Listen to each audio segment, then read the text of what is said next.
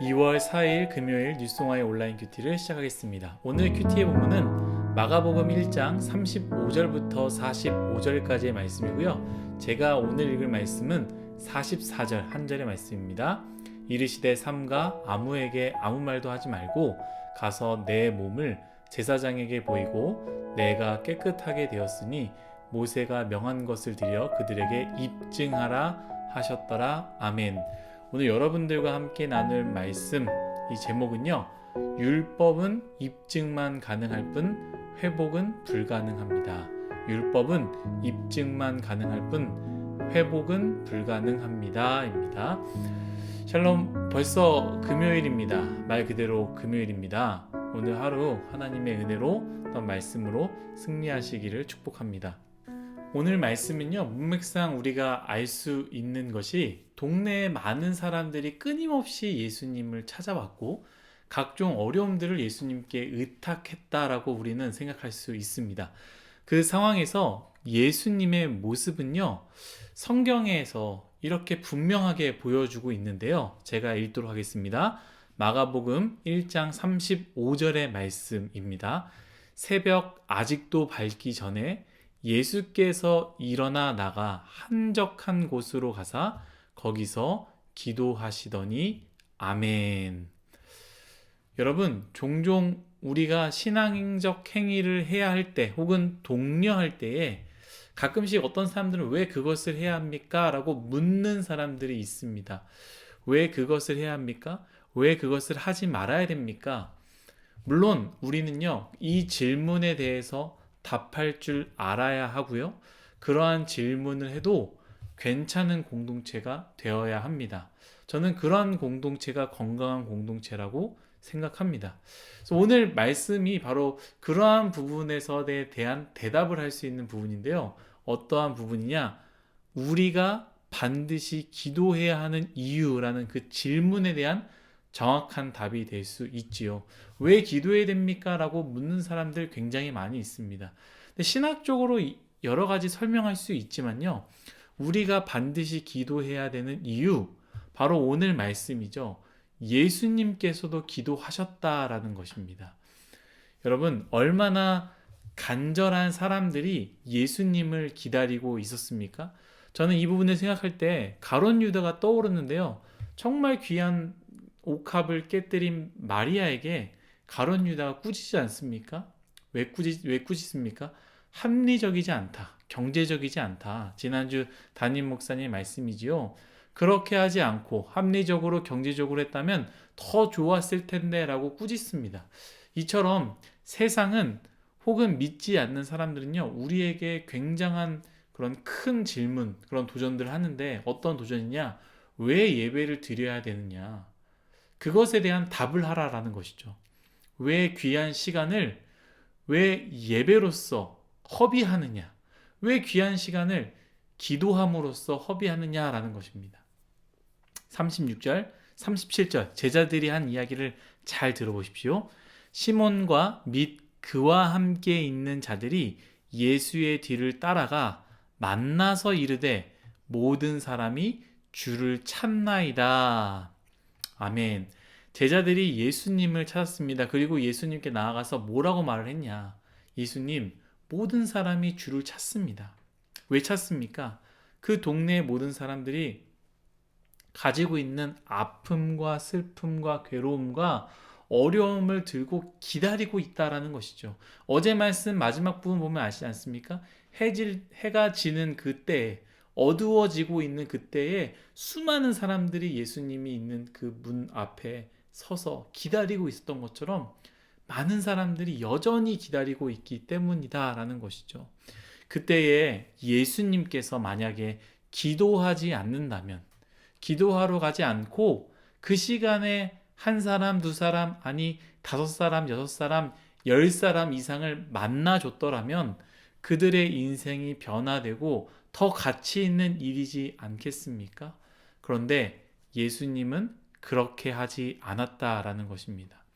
그들이 기다리고 있음에도 불구하고 예수님은 너무나 잘 알고 있었죠. 그렇기 때문에 멀리 한적한 곳으로 갔다라는 것이죠. 그들이 기다리고 있음에도 불구하고 예수님은 기도하러 가셨다라는 것이죠. 사랑하는 뉴송아이 여러분, 이 말씀을 우리는 마음속에 꼭 새겨야 됩니다. 아무리 가치 있고 귀한 일이며 중요한 일이 있고 큰 일들이 여러분 앞을 기다리고 있다 할지라도 여러분 먼저 기도하십시오. 여러분 다른 사람들이 만약에 그랬다라면, 믿음의 선배들이, 어떤 저 유명한 목사님이 그랬다 한다면, 믿음의 선조들이 그렇게 했다 한다면 우리는 아마도 수많은 이유를 끌고 와서 그 이유를 갖다 들이내밀었을 것입니다. 그 시대는 어쩔 수 없는 시대였겠지, 그 사람은 이런 게 있었겠지, 저 사람은 나랑 다르잖아 라고 하면서 여러 가지 이유를 꺼내지 않았겠습니까? 그러나 오늘 말씀은요, 예수님이 하셨다라는 것, 가장 바쁘고 가장 중요하고 가장 힘든 그 시간에 예수님은 시간을 쪼개어 하나님을 만나 하나님의 음성을 듣는 시간을 가졌다라는 것을 우리에게 보여줍니다. 이것이 우리가 기도해야 하는 분명한 이유입니다. 올 한 해 새노래 명성교회 주제 기도가 이어지는 교회, 우리 뉴송아이의 주제 기도가 이어진 뉴송아이 아닙니까? 예수님이 하신 그 기도, 가장 중요하고 바쁘고 힘든 그 시간에도 하셨던 그 기도, 우리가 이어가기를 간절히 소망합니다. 저는 그런 의미에서 이 큐티가 참 큰 의미가 있다라고 생각합니다. 왜냐하면 큐티 시간 자체가 하나님의 음성을 듣는 시간 아니겠습니까? 그리고 우리가 큐티하면서 우리가 가지고 있는 질문들을 적어서 우리의 생각들을 적어서 읽는 거, 그거 자체만으로도 하나님께 간구하게 되는 것 아니겠습니까?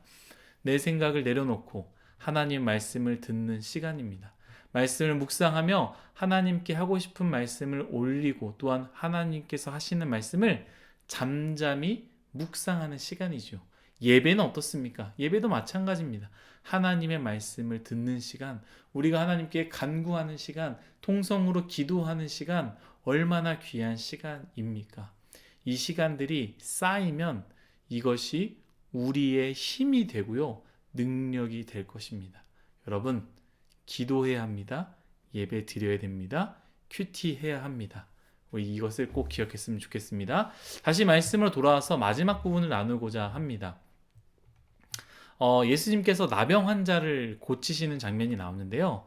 그리고 나병 환자에게 이렇게 이야기를 합니다. 44절이죠.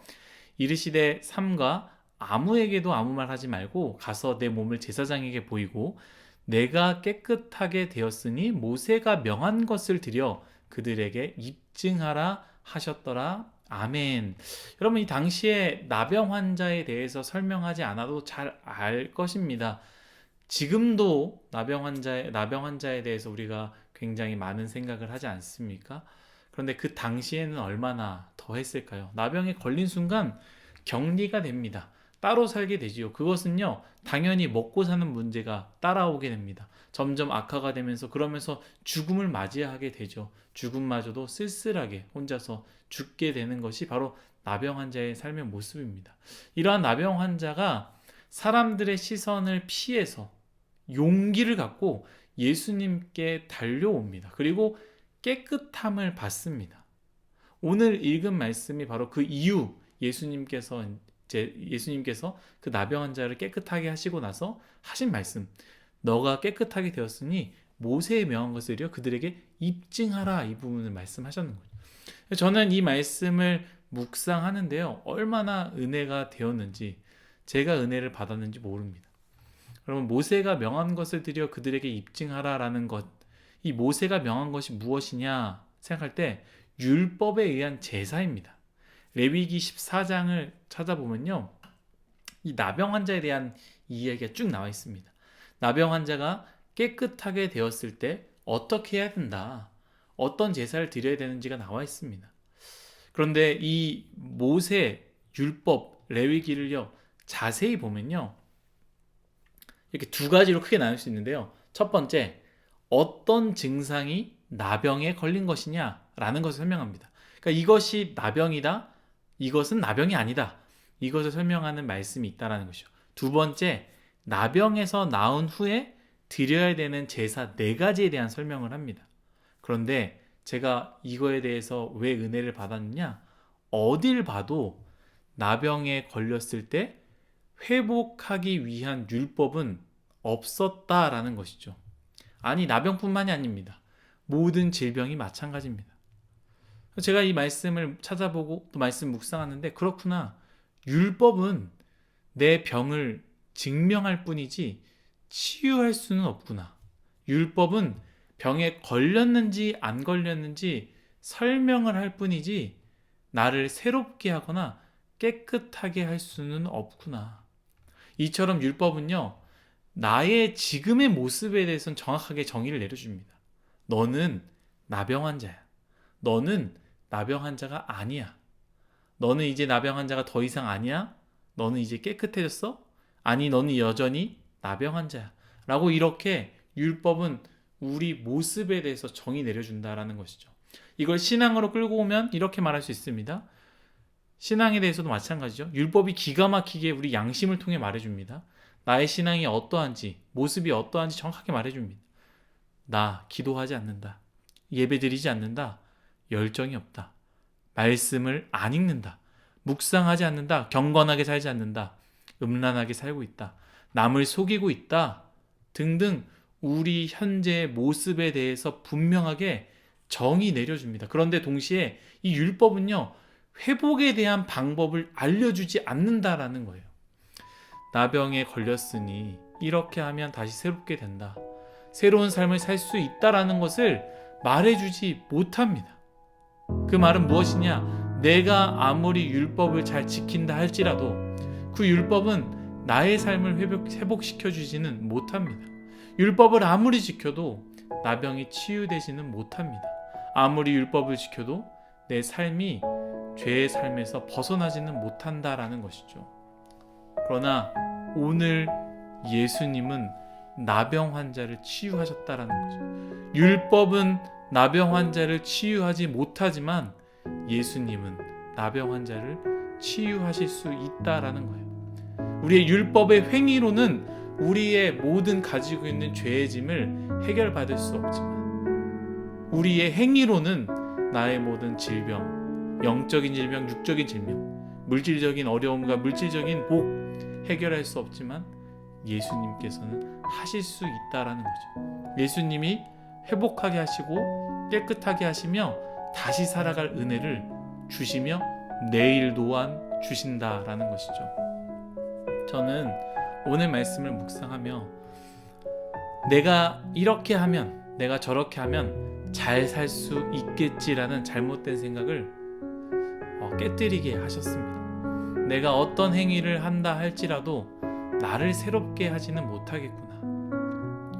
회복은 예수님으로부터 시작됩니다. 여러분, 회복은 예수님의 은혜로부터 시작됩니다. 사랑하는 뉴스와 여러분, 회복은 예수님을 바라볼 때 시작됩니다. 오늘 우리에게 주신 이 말씀을 기억하며 예수님께 나아갔으면 좋겠습니다. 나의 행위에 몰두하지 말고요. 그것은 비록 나를 괜찮은 그리스도인으로 만들어줄 수 있다 할지라도 그것이 나를 회복시켜 주거나 그것이 나를 새로운 삶을 허락하지 않는다라는 것. 예수님을 바라봄으로 깨끗함, 회복, 내일을 얻기를 간절히 바라겠습니다. 그리고 여러분들 중에 이 말씀을 듣고 있는 사람들 중에 이미 무너진 성적으로 또한 물질적으로 게으름으로 육체적으로 이미 무너질 대로 무너진 여러분, 율법이 여러분들을 정확하게 얘기하고 있지 않습니까? 나는 무너진 사람이다. 그래서 혹시 주저앉고 있으십니까? 율법으로는 여러분 해결할 수 없습니다. 그러나 오늘 말씀 예수님을 바라보면 다시 시작할 수 있다라는 것이죠. 율법을 바라보지 마시고 여러분들의 행위를 바라보지 마십시오. 예수님을 바라보면 다시 시작할 수 있습니다.